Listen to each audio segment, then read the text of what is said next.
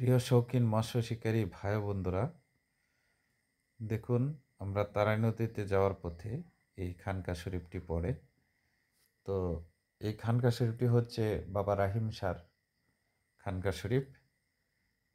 তো আমরা যাচ্ছি, এই যে ইনি হচ্ছে আমার ভাতিজা।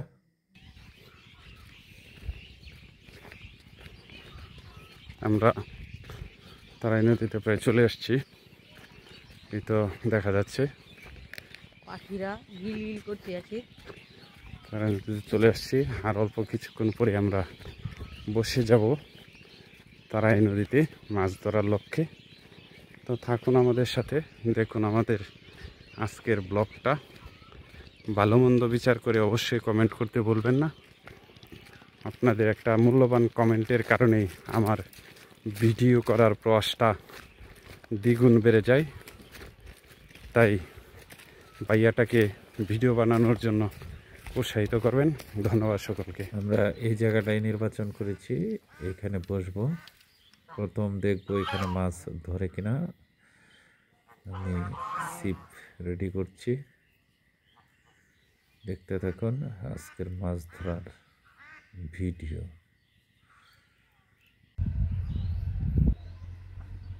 টোপ লাগিয়ে পানিতে ছেড়ে দিলাম।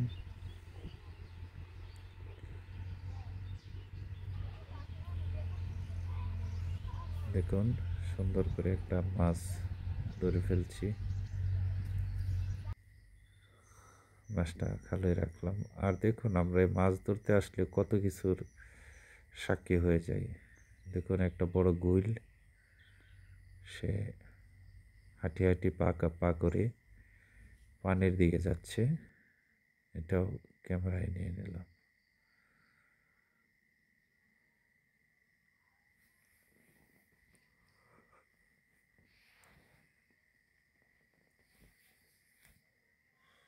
দেখুন এই যে ছিপের যে আগাটা, সেটা দেখানো হচ্ছে যে মাছ কিভাবে টান দেয়। মাছটা টান দিলে ছিপের আগাটা অনেকটা নড়ে যাবে, তখন আমরা ছিপ দিয়ে মাছটাকে আটকাই।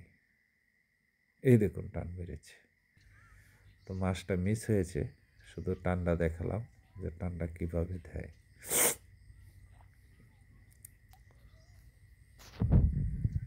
আবার আরেকটা টোপ দিয়ে দিলাম। দেখুন আবারও ছিপের মাথাটা দেখা যাচ্ছে। এটা টার্গেট কাটির মতোই। ছিপের মাথাটা এটা অনেক সরু, অনেক চিকন। তো এটাই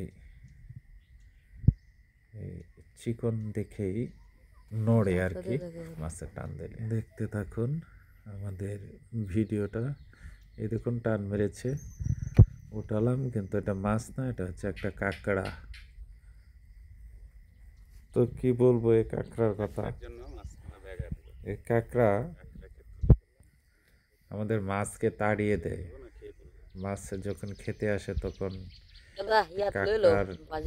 কাঁকড়া দেখে তারা ছাড় থেকে চলে যায়, বড়শিতে আর খায় না। তো কাঁকড়াটা উঠিয়ে ভালো হয়েছে, কেননা এটা পানিতে থাকলে মাছগুলি এখানে আসতো না।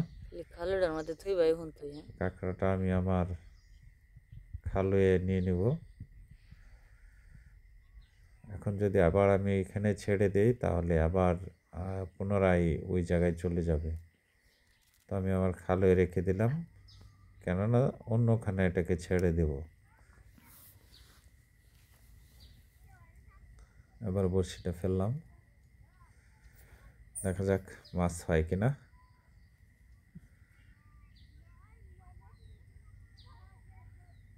অনেকে আমাকে পরামর্শ দিয়েছেন যে বড়শির যে ছিপের মাথাটা দেখানোর জন্য, অথবা টার্গেট কাঠি দিয়ে যদি মাছ ধরি তাহলে টার্গেট কাঠিটা দেখানোর জন্য। লুডি খাইবা? লুডি আমরা বিস্কিট নিয়ে আসছি। বিস্কিটটা হলো, বিস্কিটটা দেখাও। এই যে রিদিশা কোম্পানির জাফা অরেঞ্জ, ঠিক আছে, জাফা অরেঞ্জ বিস্কুট। এই যে বিস্কুট লেখা আছে, ঠিক আছে। এটার মেয়াদ দেখলে 2025-এ উৎপাদন, 18/4/2026-এ মেয়াদ উত্তীর্ণ হবে। ভালো আছে, ঠিক আছে। আমরা এখন খাবো। আমরা দুইজনের জন্য 2টা বিস্কিট নিয়ে আসছি, এই যে।